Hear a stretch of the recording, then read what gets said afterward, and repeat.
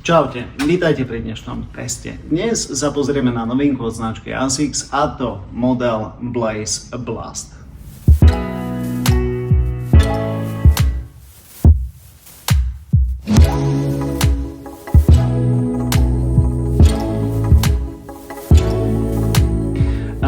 Ako ste si už asi všimli, máme tu ďalší model z kategórie Blast. To znamená, len si to zopakujeme, máme Nova Blast, máme Super Blast, máme Mega Blast, máme Sonic Blast, no a prichádza Blaze Blast. Čo to je za tenisku? Blaze Blast prichádza do rovnakej kategórie, ako máme Hoka Challenger 8, prípadne Brooks Ghost Trail. To znamená ATR modely, alebo gravel modely, alebo modely, ktoré sú vhodné na cestu a aj do terénu. Čo sa týka toho, že prečo prichádza Blaze Blast až teraz, no ak si to správne všetko vybavím, tak vlastne Nova Blast prišiel ako konkurent Cliftonu, pričom Clifton bol myslím, že 4. alebo 5. generácii. Blaze Blast prichádza ako konkurent modelu Challenger 8, čo znamená, že Challenger je v 8. generácii. Netreba ale zabúdať na silu ASICSu a technológií, ktorá táto značka má k dispozícii, pretože aj z Nova Blastu sa stal takmer najpredávanejší model. Takže ak si Blaze Blast zobral to najlepšie z Nova Blastu, tak si myslím, že toto bude naozaj veľmi zaujímavý konkurent pre model Challenger 8. No ale dosť bolo kecov, poďme sa pozrieť na špecifikácie. Blaze Blast má 252 gramov v pánskej US9 veľkosti. Čo sa týka výšky špičky, je to 35 mm, päta je 43 mm, čo znamená, že overený 8 mm drop. No ale poďme sa pozrieť na to, akú výbavu si nesie Blaze Blast. No a začneme s vrškom. Čo sa týka zvršku, je tu overený ASICS Jacquard Woven Mesh, čo znamená, že priežušnosť by mala byť naozaj dobrá, tak ako sme pri ASICS zvyknutí, a zároveň by malo doručiť potrebnú ľahkosť tenisky. No a keď sme pri tej ľahkosti, ja to opäť spomeniem, 252 gramov. Čo sa týka šnurovania, ASICS tu pridal také dve pútka, ktoré sú za mňa skôr dizajnovou vecou alebo dizajnovým doplnkom, pretože nevidím úplne prínos toho, že prečo tu máme lanka, keď potom následné pokračovanie je takéto bežné, silikónové.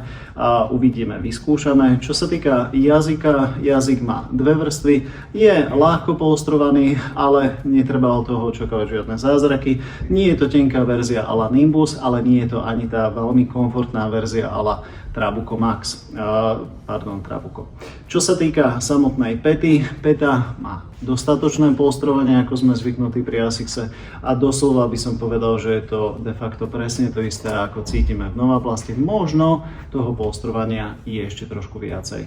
Mne sa páči, že ASICS nezabudol na to, že toto má byť ľahko trailová verzia, to znamená, máme tu aj tie trailové emblémy známej hory Fuji. No ale poďme už teraz k tomu dôležitému, pretože v medzipodrážke máme Blast Max. No a čo iné si mohol zobrať Blaze Blast od Nova Blastu, keď nie medzipodrážkovú zmes Blast Max. Toto je za mňa asi najlepší trik, ktorý ASICS mohol spraviť, keď chcel priniesť ATR-kovú verziu, že zobral túto medzipodrážkovú penu a dali ju do Blaze Blastu. Pretože my ju poznáme z tých ostatných modelov, je výborná v hmotnosti a je výborná v návratnosti energie. No a samozrejme aj v tlmení. Čo sa týka samotnej geometrie, mne sa páči, že opäť je to taký ten agresívny dizajn, agresívna geometria. Páči sa mi, že tá medzipodrážková zmes je vyvedená vyššie, aby stabilizovala chodidlo. Do akej miery ho dokáže stabilizovať, to si samozrejme povieme. No a poďme sa pozrieť na podrážku, pretože tu je opäť známa vec ASICSu, a to je ASICS Grip. ASICS Grip používa ASICS pri trailových modeloch, či je to Trabuco alebo Trabuco Max alebo ostatné trailové modely. Tu samotná výška lamiel je vysoká 2,5 mm, takže zasa taký nejaký štandard v tom ATR-kovom svete. Čo sa mi páči, že ASICS rozdelil tie lamely a smerovanie tých lamiel tak, aby ste mali túto stranu prispôsobenú na zbehy a túto stranu s touto vnútornou stranou na výbehy. To znamená, lamely sú poukladané nižšie, tak aby ste mali čo najlepšiu trakciu. Veľmi zaujímavo vyzerá trampolínový pod, ktorý je väčší, prirodzene keď sme v teréne, nemôže byť taký tenký, pretože by pôsobil nestabilne. Je tu trampolínový pod prebratý z Nova Blastu. Ja sa fakt teším, ako táto teniska ide fungovať v teréne, pretože za mňa má asi všetky tie super ingrediencie na to, aby z toho bolo niečo zaujímavé. Tak, poďme behať.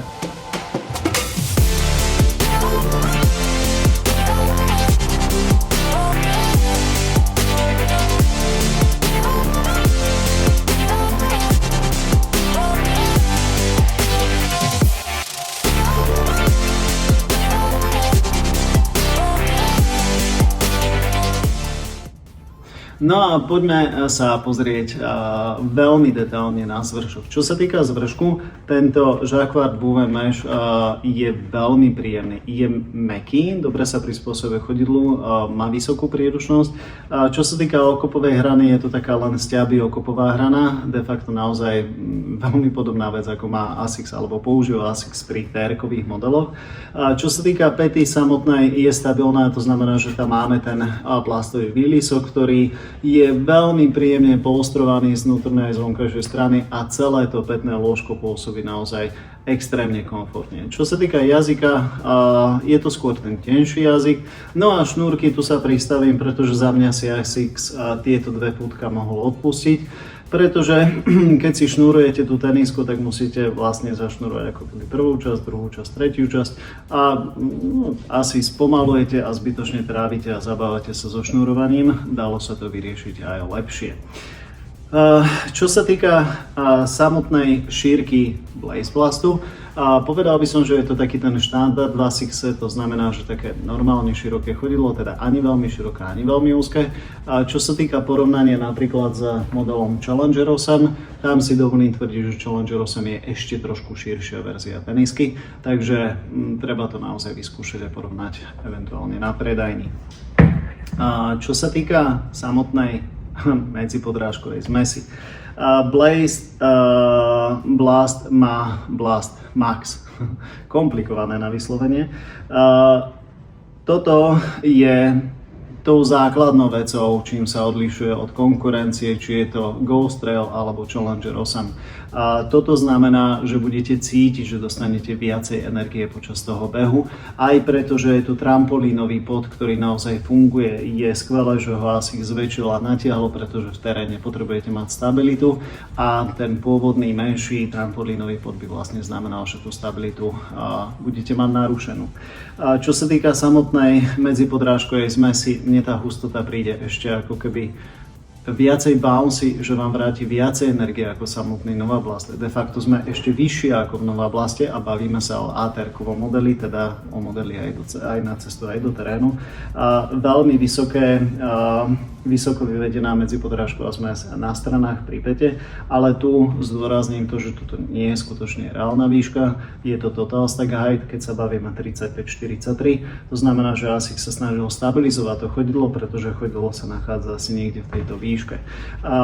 Čo sa týka tej samotnej pety, teda penny, tá návratnosť energie je tam naozaj skvelá a už po krátkom behu pochopíte, že tak toto je naozaj extrémne komfortná teniska, ktorá nie je len mäkká, ale naozaj vám vracia veľa energie.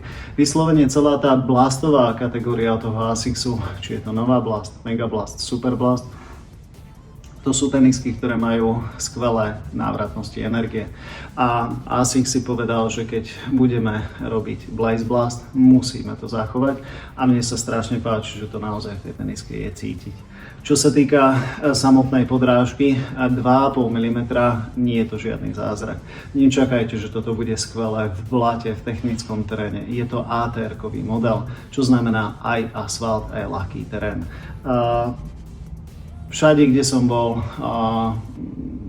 nie úplne veľmi technické úseky, skôr taký ten vysypaný štrk niekde po traktoroch, alebo v lese, alebo polné cesty.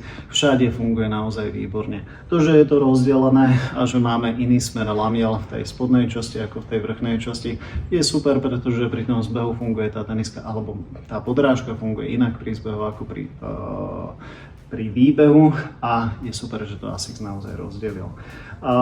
Čo sa týka toho samotného použitia, áno, bavíme sa o ATR-kovom modeli, teda aj asfalt, aj ľahký terén. Prečo to nebude ťažký terén, to už sme si povedali. Čo sa týka tejto kombinácie, najlepšia kombinácia je taká, že máte jednu tenisku, túto, pretože chodíte behať 3 km po asfalte a potom vybehnete niekde do hory, do lesa na polnú cestu. Tam bude Blaze Blast slúžiť naozaj skvele. Asi by som si ten Blaze Blast nekupoval, že chodím 2-krát do týždňa chodím behať 10 km po asfalte a potom sem tam idem do toho terénu, tak aby som mal istotu. Tam tie lamely, predsa len tá zmes má trošku nižšiu hustotu, aby ste mali trakciu v teréne a zoderiete ju na tom asfalte relatívne rýchlo alebo rýchlejšie, ako keď by ste to používali v kombinácii. Ale to isté vlastne platí aj o modeli Challenger a prípadne aj o modeli Ghost Trail, takže tu to nie je žiadna výnimka ASICSu. Keď by som mal porovnať tieto dve tenisky, ako to cítim ja, tak Blaze Blast má trošku uší strih v porovnaní s Challengerom, nie uší, pretože je samotne uší. To znamená, že ak máte širšiu nohu, ten Challenger môže byť lepší.